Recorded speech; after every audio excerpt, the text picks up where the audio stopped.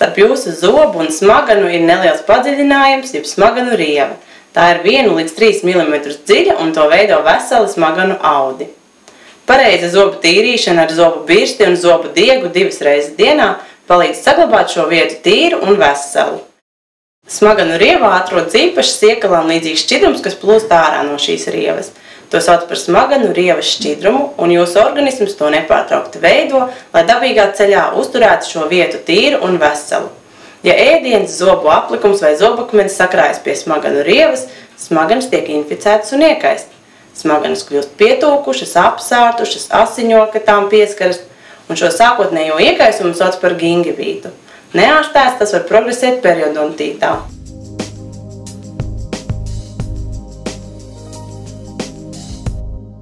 Visbiežāk pamanāmā smaganu saslimšanu pazīme ir smaganu asiņošana, zobu tīrīšanas vai ēšanas laikā. Ļoti reti pacienti sūdzas par sāpēm, jo tās nav raksturīgas lielākajai daļai smaganu saslimšanu. Ja ir pamanīta smaganu asiņošana, noteikti jādodas pie zobārsta, zobu higienista vai periodontologa.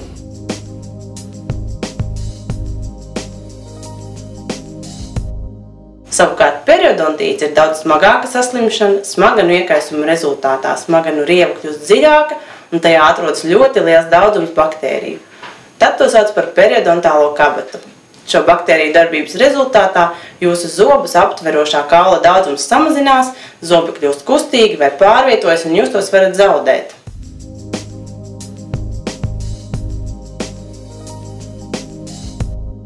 Periodontīts parasti norit bez sāpēm un bez īpašām jums pamanāmām pazīmēm, tādēļ ikvienam no jums nepieciešama regulāra profesionāla mutes dobuma un tā skaitā smaganu pārbaude 2 reizes gadā.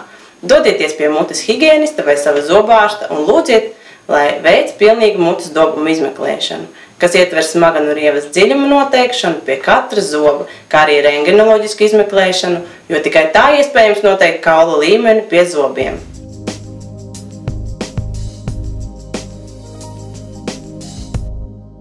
Ja jūsu zobārsts vai higienists jums atklāja smaganu saslimšanu pazīmes, nekavējoties uzmeklējiet profesionālu periodontologu. Periodontologs ir zobārsts, kurš profesionāli sagatavots tieši smaganu saslimšanu ārstēšanai.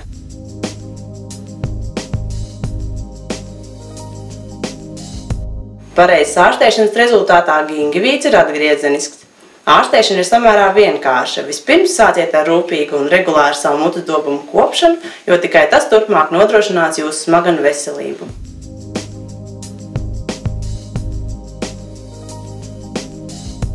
Meklējiet profesionāļu palīdzību, jo ilgākā laikā uzkrājies zobu aplikums un zobakmens nav noņemams tikai ar zobu birsti.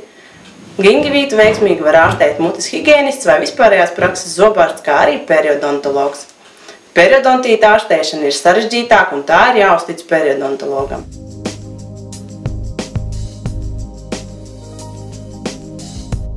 Periodonta izmeklēšana notiek ar speciālu instrumentu, jeb zondi, tiek izmērīts smaganu kabatu dziļums pie katra zoba vairākās vietās.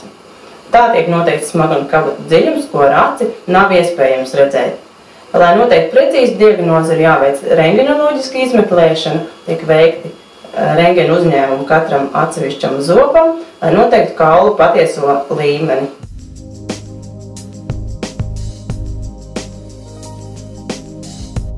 Tā kā smaganu saslimšana galvenais izraisītājs ir baktērijas, kas uzkrājas smaganu aplikuma veidā, tad galvenā nozīme smaganu saslimšanu profilaksē un ārstēšanā ir pareiza mutes dobumu higiēna.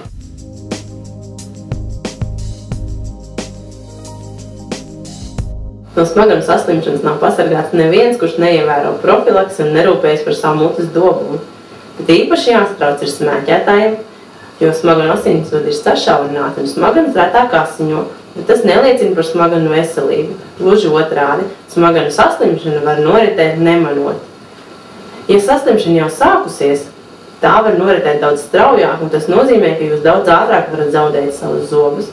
Un ja ir uzsākta smaganu slimības ārstēšana, tā var nedot tik labu rezultātu kā nesmēķētājiem.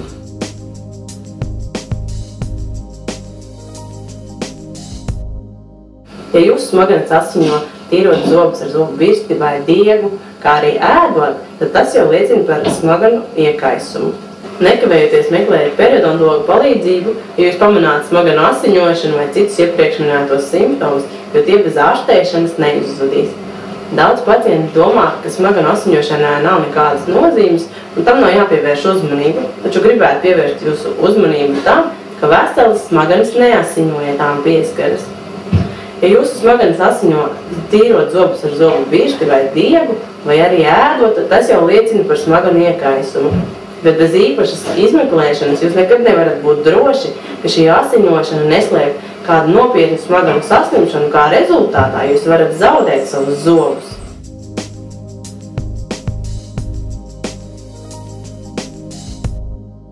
Pirmais solis ir interese un zināšanas vai informācija par jūsu mucu dobumu veselību.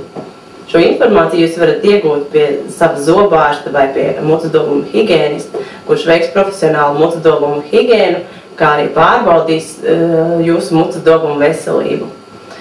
Mucu dobumu higēnistam vajadzētu jautāt par pareizākām zobu tīrīšanas metodēm, par līdzekļu izvēli, tieši jums piemērot zobu tīrīšanas tehniku, lai izvairītos no smaganu saslimšanām. Tīriet zobus 2 reizes dienā ar zobu birsti un zobu diegu, un 2 reizes gadā apmeklējiet zobu higēnistu. Ikgadējā zobārsta apmeklējuma laikā jautājiet par savu smaganu stāvokli. Ja jums vai jūsu ārstam rodas aizdomas par smaganu saslimšanu, nekavējoties apmeklējiet periodontologu.